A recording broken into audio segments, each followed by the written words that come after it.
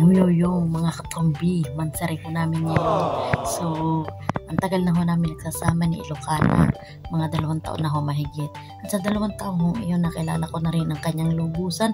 Simula ulo hanggang talampakan. Kaya naman alam ko na ang kanyang pinagdadaanan sa buhay. Charot! So anyway, highway. So, ngayon ho, bibigay ko na ang regalo ko sa kanya. So ito na, ipapakita ko sa inyo. Aabot ko na kay Ilocana. Pero, tingnan natin kung gising pa siya. Inang ay tulog na. Sana all maganda ang ilong. Bakit pag nakataglilid ko ako? Never na gumanda ang ilong ko.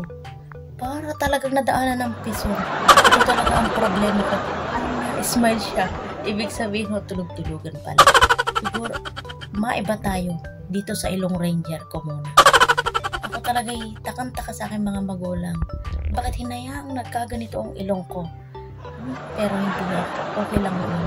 Ang most important tayo ay may hilagusan. Lagusan ng ating mga sipon. Sipon. So dahil mansari namin, ibibigay ko na ang regalo kay Ilocana.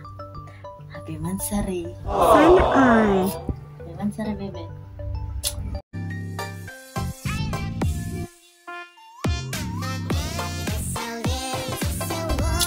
Sabi mo, wala ako regalo sa'yo. So, hindi naman maaaring wala ako laging regalo sa'yo. Siyempre, abot ko na sa'yo.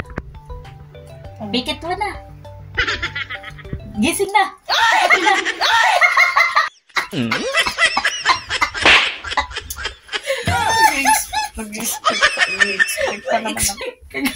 Nag-expect ko wala na.